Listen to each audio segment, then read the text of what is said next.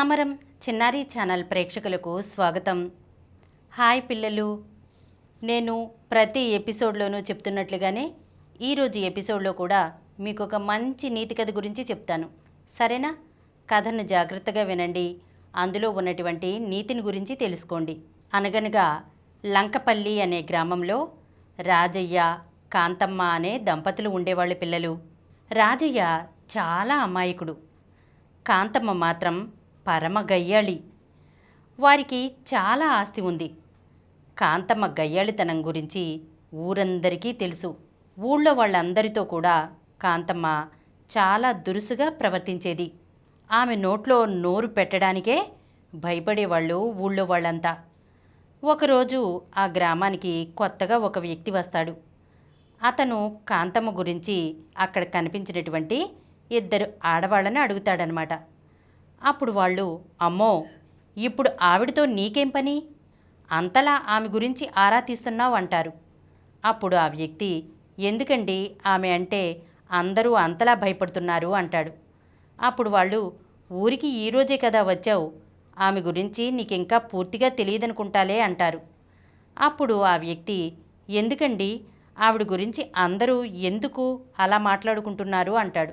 అప్పుడు ఆ ఆడవాళ్ళిద్దరూ, కాంతమ్మతో మాట్లాడటం అంటే మాటలనుకుంటున్నావా, పులినోట్లో తలపెట్టినట్లే, కానీ ఏ మాట కామాట, ఆమె భర్త రాజయ్య మాత్రం నోట్లో నాలుకలేని అమాయకుడయ్యా అంటారు. అప్పుడు ఆ వ్యక్తి, అవునా, నాకు వారిని పరిచయం చేస్తారా అంటాడు. ఈ ఊళ్ళో పలుకుబడి ఉన్న వ్యక్తులు వారే అంట కదా, నాకు కాస్త వాళ్లతో పనుందండి అంటాడు. అప్పుడు ఆ ఇద్దరు ఆడవాళ్ళు, నీకు వాళ్లతో ఏం పనుందో మాకు తెలియదు, కానీ ఆవిడతో మాట్లాడేటప్పుడు మాత్రం నోరు అదుపులో పెట్టుకుని చాలా జాగ్రత్తగా మాట్లాడు, అర్థమైందా అంటారు. అప్పుడు ఆ వ్యక్తి, సరేనండి, ఎంతకీ వారి ఇల్లెక్కడా అంటాడు. అప్పుడు వాళ్ళు, ఆ పక్కనే పొలంలో వాళ్ళున్నారు, వెళ్ళి వాళ్ళని కలవచ్చు అని వాళ్ళు చెప్పగానే ఆ వ్యక్తి అక్కడి నుండి వెళ్ళి వాళ్ళని కలుస్తాడు. అక్కడ కాంతమ్మను చూసి ఆశ్చర్యపోతాడు. పట్టుచీర కట్టుకుని ఒంటి నిండా నగలు పెట్టుకుని ఉంటుంది కాంతమ్మ. అప్పుడు ఆ వ్యక్తి, అమ్మ కాంతమ్మ గారు అంటాడు. అప్పుడు ఆవిడ ఇంత గొంతేసుకుని, ఎవరు నువ్వు, ఏం కావాలి అంటుంది. అప్పుడు ఆ వ్యక్తి, అమ్మ నా పేరు నాగయ్య, నేను ఈ ఊరికి ఈరోజే వచ్చాను అంటాడు. అప్పుడు కాంతమ్మ కోపంగా, అయితే ఏం చేయమంటావు అంటుంది. అప్పుడు రాజయ్య, అబ్బా కాంతమ్మ, ఊరికే అతన్ని భయపెట్టకు, ముందు అతన్ని విషయం చెప్పనివ్వు అంటాడు. అప్పుడు కాంతమ్మ, మీరు ఊరుకోండి, మీకేమీ తెలియదు, అసలే ఈ మధ్య మాయమాటలు చెప్పేవాళ్ళు బాగా ఎక్కువైపోయారు, అందరితో మృదువుగా మాట్లాడితే కుదరదు అంటుంది. దానికి రాజయ్య, అందరూ ఒకేలా ఉండరు కదా అంటాడు. అప్పుడు కాంతమ్మ, మీకేం తెలియదు, ఊరుకోమన్నానా అంటుంది. దానికి నాగయ్య, అమ్మా, అయ్యగారు చెప్పింది నిజమే, నేను అలాంటోని కాదమ్మా, నేను చెప్పేది ఒక్కసారి వినండి అంటాడు. సరే చెప్పు, నువ్వొచ్చిన పనేంటి అంటుంది దురుసుగా. అప్పుడు నాగయ్య, అమ్మా, నేను ఈ ఊరికి కొత్తగా వచ్చాను, ఏదైనా పని దొరుకుతుందేమోనని ప్రయత్నిస్తున్నాను, కానీ పని ఎక్కడా దొరకడం లేదు. ఈ ఊళ్ళో పలుకుబడి ఉన్న వ్యక్తులు మీరే అని తెలిసింది, మీ దగ్గర ఏమైనా పని దొరుకుతుందేమోనని వచ్చాను అంటాడు. అప్పుడు కాంతమ్మ, పని లేదు, ఏమీ లేదు, అసలు నువ్వెవరో ఏంటో తెలియకుండా నిన్నెలా నమ్మేది, ఈ ఊరివాడివి కూడా కాదు అంటుంది.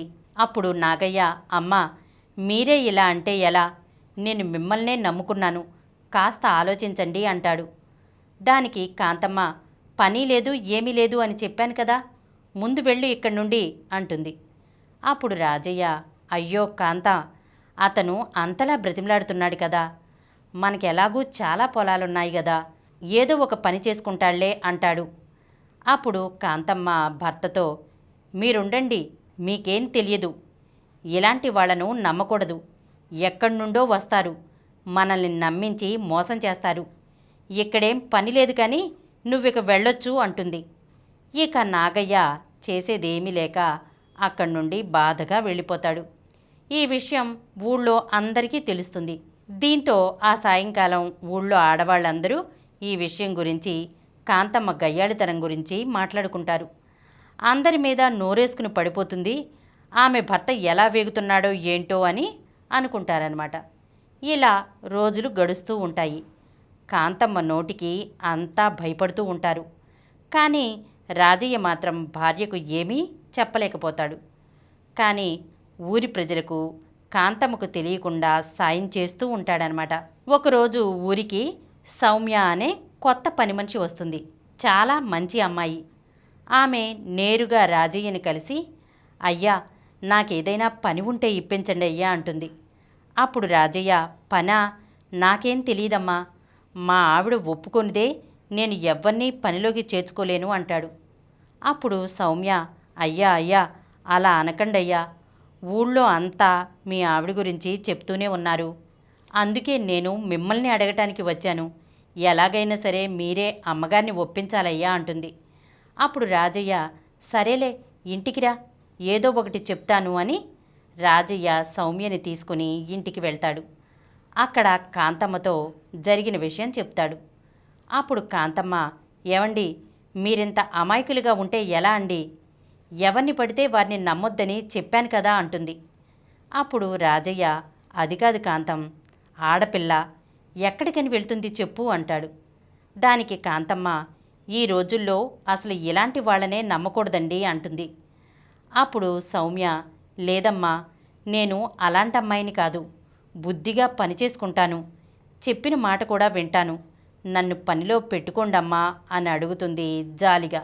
అప్పుడు కాంతమ్మ ఆలోచనలో పడుతుంది. అమ్మాయి కావడంతో కాస్త మెత్తబడి పనిలో పెట్టుకుంటుంది. పనిలో ఏదైనా తేడా వస్తే అప్పుడు చెప్తాను నీ పని అంటుంది కాంతమ్మ. ఇక అప్పటి నుండి సౌమ్య కాంతమ్మ ఇంట్లోనే శ్రద్ధగా పనిచేసుకుంటుంది. అయితే ఆ ఊళ్ళో కాంతమ్మ అంటే పడని ఒక వ్యక్తి ఉంటాడు పిల్లలు. అతని పేరు వీరయ్య. ఎలాగైనా సరే కాంతమ్మ పేరును చెడగొట్టాలి అనుకుంటాడు. సౌమ్య కాంతమ్మ ఇంట్లో పనిచేయడం గురించి తన పనివాడితో మాట్లాడుతూ, ఎవ్వరికీ పని ఇవ్వని ఆ కాంతమ్మ ఆ అమ్మాయికి పని ఎలా ఇచ్చిందో, ఈసారి ఎలాగైనా ఆ అమ్మాయి వంకతో ఆ కాంతమ్మ పరువు తీయాలిరా అంటాడు. అప్పుడు ఆ పనివాడు, మనకెందుకయ్యా అవన్నీ అంటాడు. దానికి వీరయ్య, ఏరా నోరు లేస్తోంది, ముందు నువ్వు నేను చెప్పినట్లు చెయ్యి, లేదంటే నీకు పని లేకుండా చేస్తాను జాగ్రత్త అంటాడు. అలా కొద్ది రోజుల తర్వాత వీరయ్య ఇంట్లో దొంగతనం జరుగుతుంది. అది చేసింది సౌమ్య అని ఊళ్ళో పంచాయతీ పెడతాడు వీరయ్య. ఆ పంచాయతీకి కాంతమ్మను, రాజయ్యను, పనమ్మాయి సౌమ్యను కూడా పిలుస్తారనమాట. అప్పుడు ఊరి పెద్ద కాంతమ్మతో, ఏంటి నువ్వు చేసిన పని అంటాడు. దానికి కాంతమ్మ పొగరుగా, నేనేం చేశాను, అయినా ఎప్పుడూ లేనిది నన్ను పంచాయతీకి పిలవడమేంటి అంటుంది. అప్పుడు ఊరి పెద్ద, వీరయ్య ఇంట్లో దొంగతనం జరిగిందట, అది నీ ఇంట్లో పనిచేస్తున్న సౌమ్య చేసిందని వీరయ్య చెప్తున్నాడు, దానికి నువ్వేం సమాధానం చెప్తావు అంటాడు. అప్పుడు కాంతమ్మ, అయినా సౌమ్య దొంగతనం చేయడమేంటి, ఆ అమ్మాయికి అంత అవసరం లేదు, ఆ అమ్మాయి చేసే పనికి తగినంత డబ్బు నేను ఇస్తూనే ఉన్నాను అంటుంది. దానికి వీరయ్య, అదంతా నాకు అనవసరం కాంతమ్మ, ఆమెను పనిలో పెట్టుకుంది నువ్వే కాబట్టి దానికి బాధ్యత వహించాల్సింది కూడా నువ్వే అంటాడు. అప్పుడు కాంతమ్మ, దానికి నాకు సంబంధం ఏంటసలు, అయినా ఆగండి, ఇప్పుడే సౌమ్యని అడుగుతాను అని సౌమ్యని అడుగుతుందన్నమాట కాంతమ్మ. సౌమ్య, ఏంటి నువ్వు చేసిన పని, నమ్మకంగా పనిచేస్తావని నిన్ను పనిలో పెట్టుకుంటే నువ్వు ఊళ్ళో చేసే పనులు ఇవా అని అంటుందన్నమాట. అప్పుడు సౌమ్య, అమ్మా, నేనేమీ దొంగతనం చేయలేదమ్మా, మీ ఇల్లు విడిచి మరే ఇంటికి వెళ్ళలేదమ్మా అంటుంది. అప్పుడు కాంతమ్మ, మరిక్కడ ఊళ్ళో వాళ్ళందరూ మాట్లాడుతున్న దాని గురించి ఏం చెప్తావు అంటుంది. నాకేం తెలియదమ్మా, నేను చెప్పేది నిజం అంటుంది సౌమ్య. అప్పుడు రాజయ్య భార్యతో, ఊళ్ళో వాళ్ళ మాటలు పట్టించుకోకు, విచారణ చేద్దాం, ఆ తర్వాత ఒక నిర్ణయానికి వద్దామంటాడు. దానికి కాంతమ్మ, నువ్వేం మాట్లాడకు, అసలు ఇదంతా నీ వల్లే జరిగింది, ఆ రోజు నీ మాట విని ఉండకపోతే ఈరోజు ఇలా నలుగురిలో అవమానం పొందేదాన్ని కాదు, నువ్వు అమాయకుడివి, నోట్లో నాలిక లేనోడివి, అందరితోనూ నేను మాట్లాడుతుంటే అందరికీ నేనొక రాక్షసిలాగా కనిపిస్తున్నాను, ఈరోజు దీనివల్లే అందరూ నన్ను ఇన్నేసి మాటలు అంటున్నారు అంటుంది. అప్పుడు రాజయ్య కోపం తెచ్చుకోకు కాంతం, సమస్యకి పరిష్కారం ఆలోచిద్దామంటాడు. అప్పుడు కాంతమ్మ మౌనంగా ఉండిపోతుంది. ఎప్పుడూ గంభీరంగా ఉండే కాంతమ్మ అలా మౌనంగా ఉండడంతో ఊరందరికీ ఆశ్చర్యం కలుగుతుంది. ఇక రాజయ్య విచారణ చేపడతాడనమాట. వీరయ్య ఇంట్లో పనిచేసే వ్యక్తిని రాజయ్య అడుగుతాడు. దొంగతనం ఎలా జరిగిందో నీకు బాగా అవగాహన ఉండి ఉంటుంది కదా అని అంటాడనమాట రాజయ్య. అప్పుడు ఆ పనివాడు, నాకేం తెలియదయ్యా, ఈ దొంగతనం ఎలా జరిగిందో నాకు తెలియదు. ఆ రోజు నేను ప్రక్క ఊరికి వెళ్ళాను, నేను వచ్చేసరికి ఇలా జరిగింది అంటాడు. అప్పుడు వీరయ్య కొడుకుని రాజయ్య ప్రశ్నిస్తాడు. దీని గురించి నీకేమైనా తెలుసా అని అడుగుతాడు. అప్పుడు అతను తండ్రి మొహం వంక చూస్తాడు. అప్పుడు వీరయ్య కొడుకుతో ఏం చెప్పొద్దు అన్నట్లుగా సైగ చేస్తాడనమాట. అది గమనించినటువంటి ఊరి పెద్ద, నిజం చెప్తావా లేదంటే కఠిన కారాగార శిక్ష విధించమంటావా అంటాడు. ఆ మాటలకు భయపడిపోయినటువంటి వీరయ్య కొడుకు, అయ్యా, ఆ గొలుసు నా దగ్గరే ఉంది, మా నాన్నే దాచిపెట్టమని చెప్పాడు అంటాడు వీరయ్య కొడుకు. అప్పుడు ఊరి పెద్దకు కోపం వచ్చి, నువ్వే గొలుసును దాచిపెట్టి అమాయకురాలైన సౌమ్యని నిందిస్తావా? అసలు ఎందుకిలా చేశావో చెప్పు అని గద్దిస్తాడు. అప్పుడు వీరయ్య, అయ్యా, నన్ను క్షమించండయ్యా, ఇదంతా నేను కాంతమ్మగారి మీద కక్షతోనే చేశాను. ఆవిడ ఒకప్పుడు అహంకారంతో నా వ్యాపారాన్ని దెబ్బతీయాలని చూసింది. ఆ కక్షతోనే ఇలా చేశాను, నన్ను క్షమించండి అంటాడు. అప్పుడు రాజయ్య కాంతమ్మతో, చూశావా, నీ గయ్యాళితనం మూలంగా ఊళ్ళో ఎంత చెడ్డ పేరు తెచ్చుకున్నావో, ఎంతమంది నోళ్లలో నానుతున్నావో. పెద్దలు ఊరికే చెప్పలేదు, నోరు మంచిదైతే ఊరు మంచిదవుతుందని అంటాడు. అప్పుడు కాంతమ్మ తన తప్పును తెలుసుకుని ఆ రోజు నుండి అందరితోనూ మంచితనంగా ఉంటూ అందరి కష్టసుఖాల్లో పాలు పంచుకుంటూ అందరి మన్ననలు పొందుతుంది. పిల్లలు, ఈ కథ విన్నారు కదా, ఏమర్థమైంది పిల్లలు మీకు ఈ కథ ద్వారా? పిల్లలు, గయ్యాళితనం పనికిరాదు. ఎవరి మీద కూడా అనవసరంగా నోరు పారేసుకోకూడదు. నోరు మంచిదైతే ఊరు మంచిదవుతుందనే సామెత ఊరికే రాలేదు పిల్లలు. అహంకారం పనికిరాదు పిల్లలు. ఎప్పుడు కూడా అణుకువగా ఉంటేనే మనకు గౌరవంగా ఉంటుంది. అదే ఎప్పటికీ నిలిచి ఉంటుందన్నమాట. మంచితనం, మానవత్వమే కలకాలం నిలిచి ఉంటాయి పిల్లలు. అంతేకాకుండా అబద్ధాలు ఆడకూడదు, నీతిగా నిజాయితీగా ఉండాలి, సత్ప్రవర్తనతో మెలగాలి. సరేనా? ఇలాంటి మరొక చక్కని నీతి కథతో వచ్చే ఎపిసోడ్లో కలుసుకుందాం.